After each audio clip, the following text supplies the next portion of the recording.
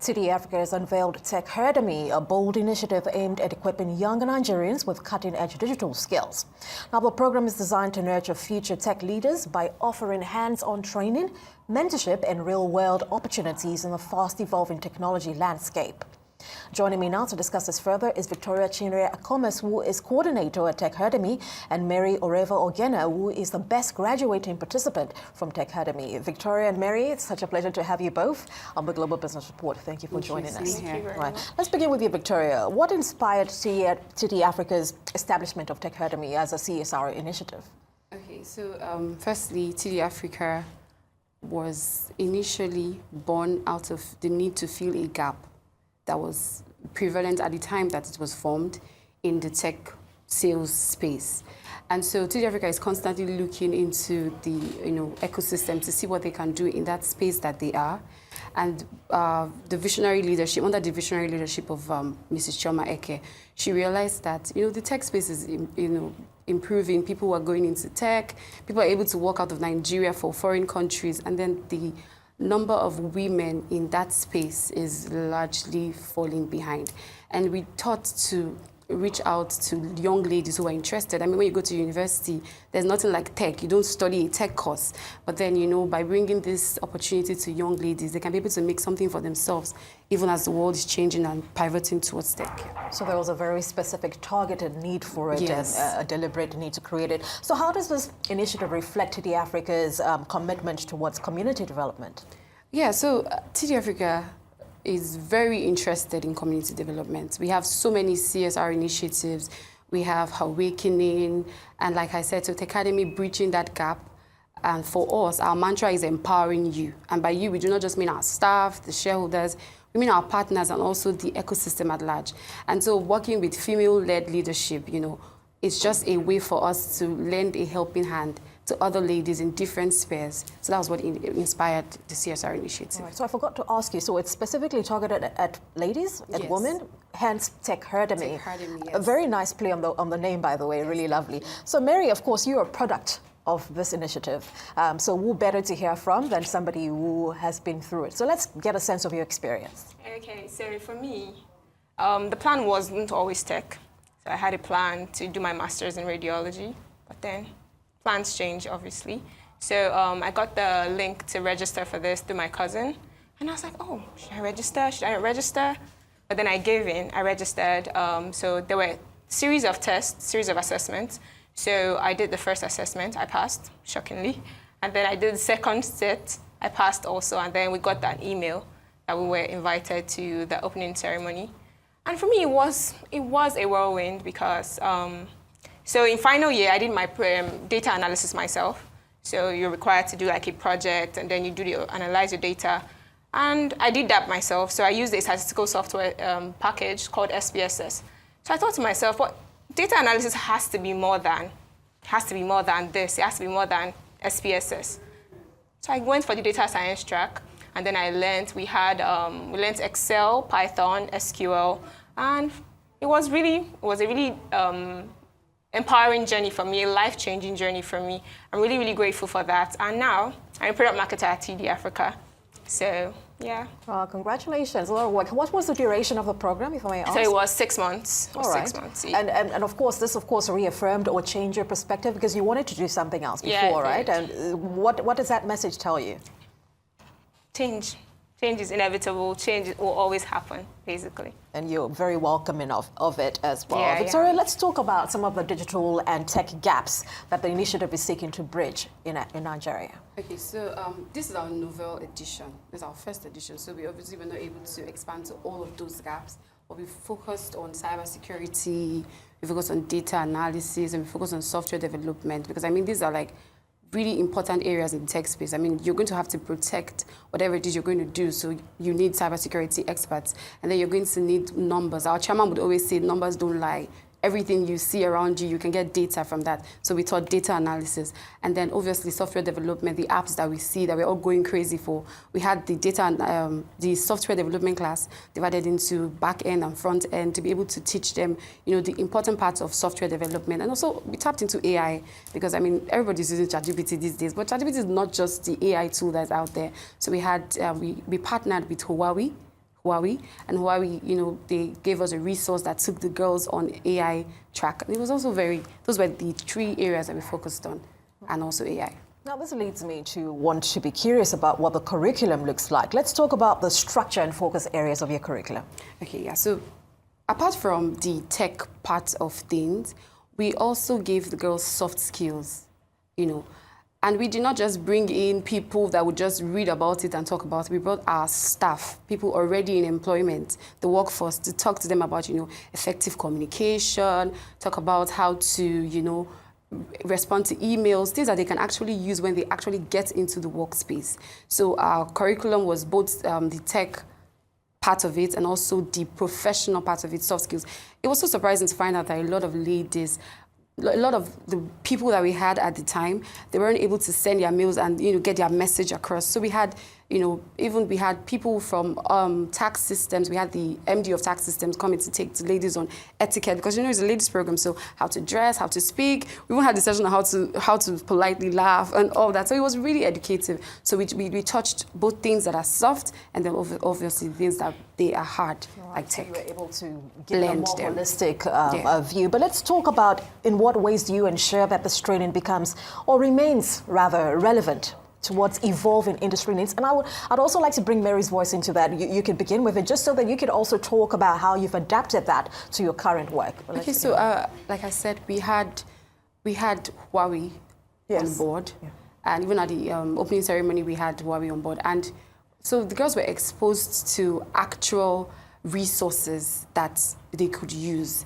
And we had them come to teach them. And so obviously we're revising our curriculum. Even for the next edition we're going to have a much larger track, you understand? So we hope to stay and we plan and intend to stay on track to just keep on bringing new ideas from the tech world. All right, so this is expected to continue. Yes. Okay, so I'm just going to tap into what she said. Yes, so we had a lot of, TD partners with a lot of international organizations. So we had a lot of hands-on resources from these organizations. So for data science, we analyzed like real-world data. So it really was empowering in a way. So I'm like, oh, these are real insights from actual businesses. So yeah, that was it for me. So you found that adaptability quite key there in the moment. Let's talk about what sets this model different. What's your key selling point? You've mentioned quite a lot of things, which makes it sound very groundbreaking. But what separates it from other tech training programs? I would say the fact that we're not just equipping these ladies and leaving them to just go use the tech skills that they have gotten. We're able to absorb some into our workforce and also into our immediate group. So we had people go to Tax Systems Limited. We're also having people go to Conga Pay, which is also part of companies owned by our group under the leadership of Stan Eke.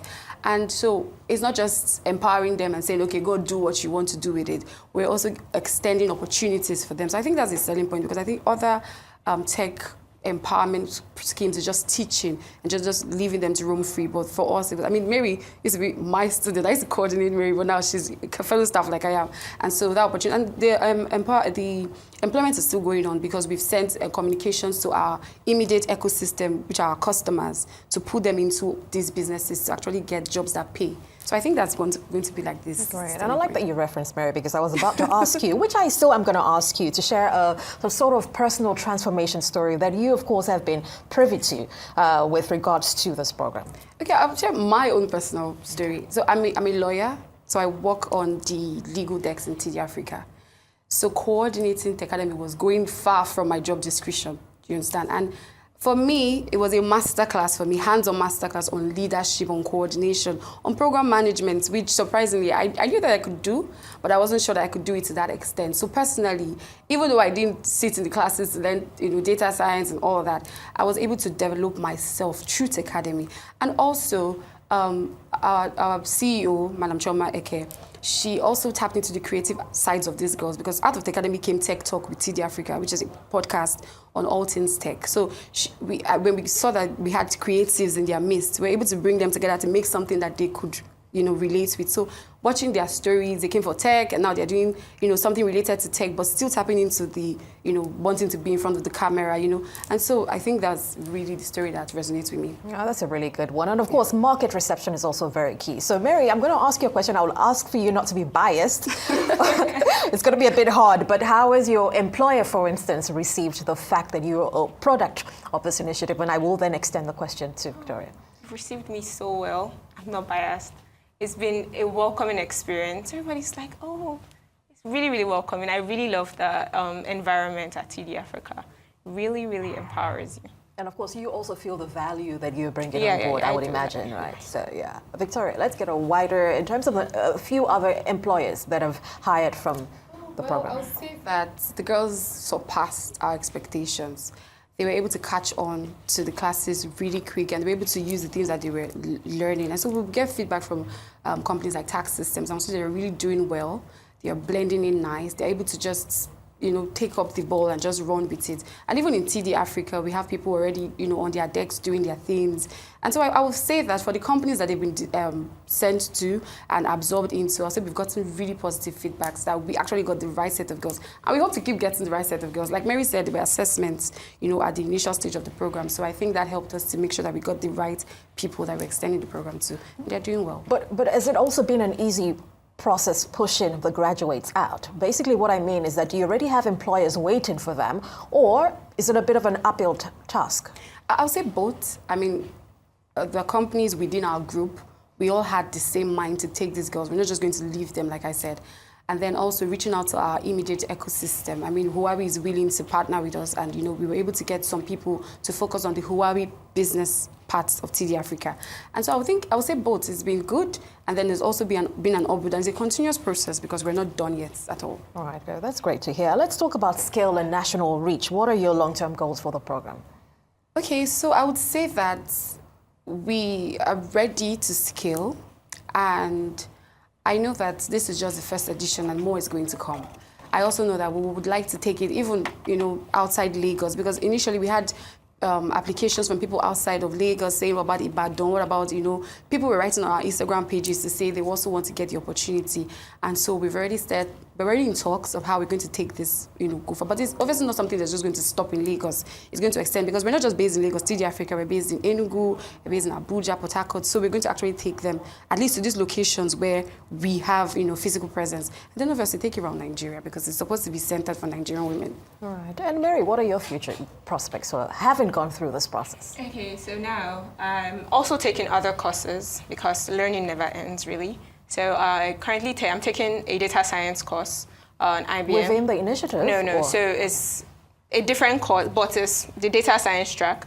I just want to build more knowledge on that. So that's what I'm doing at the moment, and then hopefully scale larger in the future. All right, absolutely. Well, let's talk about plans to collaborate with other organizations and perhaps the government to accelerate more of these. Yeah, I think I would say, I can't speak for my chairman, but I know that he has a mind to take this very big. And obviously, collaboration is key. So we would really, like we said, we collaborated with some people, and I'm sure we are very open to further collaborations. So I think, yes, it's something that we're going to do. And we hope that the government also keys into it at some point and also takes it. All right, we're going to wrap up with another question. I beg you not to be biased about it. It's really hard because, you're a product of it. So I want to ask you, Mary, in what ways would you say that this program makes, tech graduates uniquely positioned for the industry? Okay. So if you want to sell it to somebody who is, I've used a lot of empower in this session. And I think it's because at TD Africa, their goal is to empower businesses and individuals across Africa through innovative technologies. And for me, I really do not want to be biased. Yeah. Well, yeah, it is beyond the technical skills, like she said. So we had every Wednesday when we come for classes, before the classes, we had soft skills. So those soft skills were basically preparing you for the outside world, even just basically for the workspace, the workplace outside here. So yeah, during the soft skills, we had effective communication classes, collaboration classes. And I think for me, that has helped me, even in my current role, I know how to effectively collaborate. I know how to effectively communicate. If I'm not getting what I am supposed to get a task done, I know how to effectively communicate to the person that's supposed to get it to me that, oh, I was supposed to get this, but I didn't get it. So basically, things like that, they've helped me. So I think that really helps us stand out.